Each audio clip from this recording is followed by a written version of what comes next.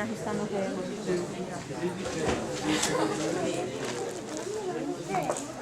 Purtroppo il presede fa l'altra conferenza stampa, quindi c'è solo quello mini. Prendo il tavolo.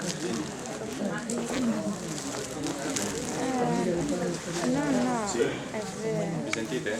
No, non funziona, vero? Il fatto è che come si muove, ho paura che sia. Mentre si sistemano i microfoni, vi do il benvenuto alla conferenza stampa della Volpe la Bambina. Abbiamo qui il regista Luc Jacquet. Il film, come sapete, esce venerdì prossimo, il 21, e la nostra intenzione è di uscire con 300 copie. Verificheremo già da lunedì rispetto a quello che è successo questo fine settimana se saranno di più, poco più o poco meno. Insomma, questa è la nostra idea di uscita. Lascio a voi le domande.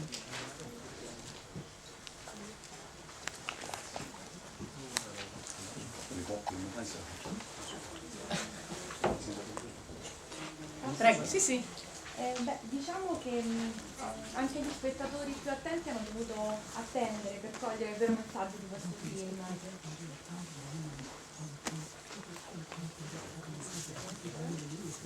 Importantissimo messaggio di questo film, perché non si può possedere la natura né tantomeno gli animali. La mia domanda è, ma non è forse un po' in conflitto aver utilizzato tutti animali addestrati? Seppur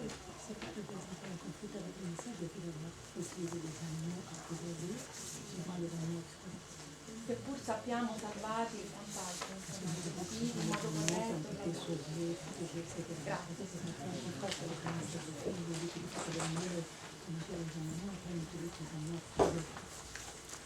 Vous avez complètement raison sur le principe. Je crois que si l'écran était resté noir, il n'y aurait pas de film. Et s'il n'y avait pas de film, je crois qu'on perdrait quelque chose. En tout cas, c'est mon point de vue. Donc, après, il faut trouver des moyens. La limite de ces moyens, c'est l'éthique. C'est, je dirais, la passion qu'on y met. Moi, j'ai pris un soin infini, je crois.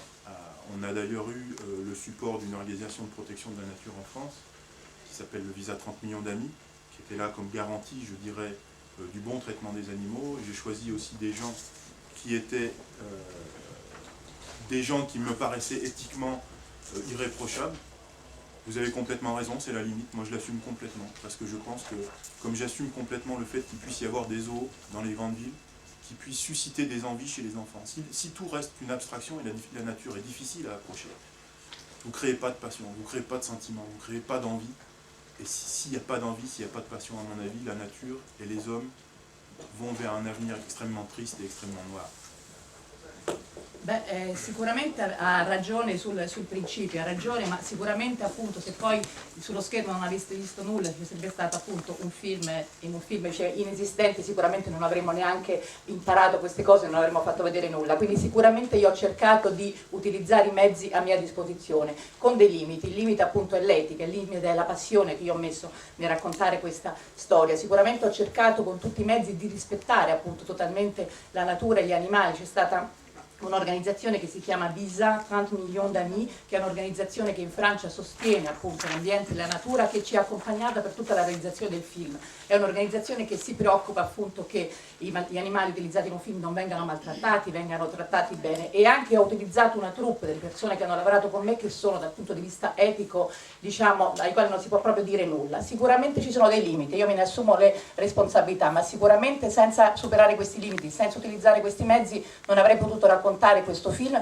che stimola la passione appunto nei grandi e nei bambini di conoscere la natura, di avvicinarsi di nuovo alla natura, perché credo che tutti noi senza la natura la nostra appunto umanità è destinata poi ad una fine molto triste, quindi utilizzando questi mezzi e questi limiti ho voluto raccontare una cosa straordinaria.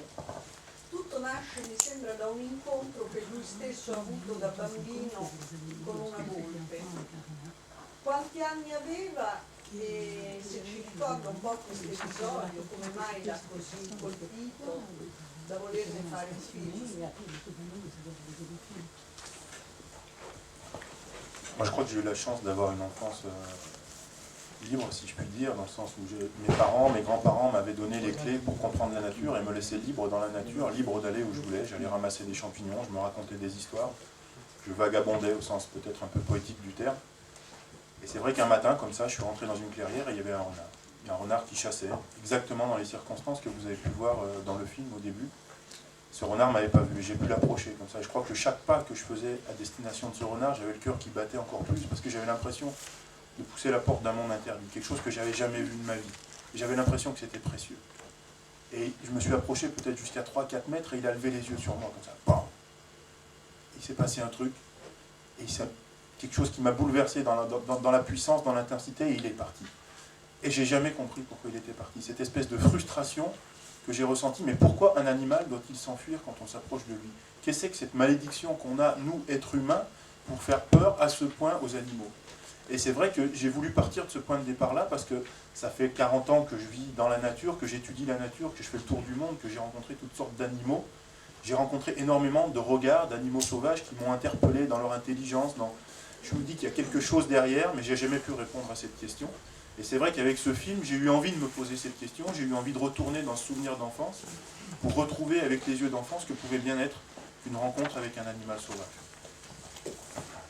Io ho avuto la fortuna di vivere un'infanzia piuttosto libera, appunto come la bambina che vedete nel film, perché i miei genitori e i miei nonni mi hanno dato le chiavi, la possibilità di conoscere la natura, e quindi anch'io come la bambina del film vagavo libero, in questo senso un po' romantico del termine, per i boschi, raccoglievo i funghi, guardavo gli animali. In una mattina come quella del film io ho visto in una radura una volpe, la volpe era a caccia e non mi ha visto, e questo mi ha permesso di avvicinarmi molto. Ad ogni passo che io facevo il mio cuore batteva perché mi stavo veramente avvicinando ad un animale che non mi aveva visto e mi lasciava avvicinarsi a lei. Poi a un certo punto lei ha alzato lo sguardo, mi ha visto, forse 1, 2, 3 secondi i nostri sguardi si sono incrociati e poi lei è scappata, è andata via. E per me questa è stata una cosa sconvolgente, anche perché non ho mai capito perché lei dovesse fuggire, perché lei fosse fuggita.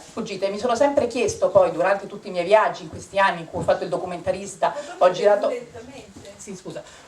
per il mondo, ho visto tante cose, ho incrociato tanti sguardi di animali, mi sono chiesta qual è la maledizione che accompagna gli esseri umani, perché ogni volta che l'essere umano si avvicina ad un animale, questi animali scappano, hanno paura di noi, e quindi è per questo che dopo tutti questi anni ho avuto voglia, ricordando quell'emozione così forte, quello sconvolgimento nel vedere la volpe che fuggiva da me, di raccontare questa cosa, ricordando appunto un ricordo d'infanzia così prezioso e così bello.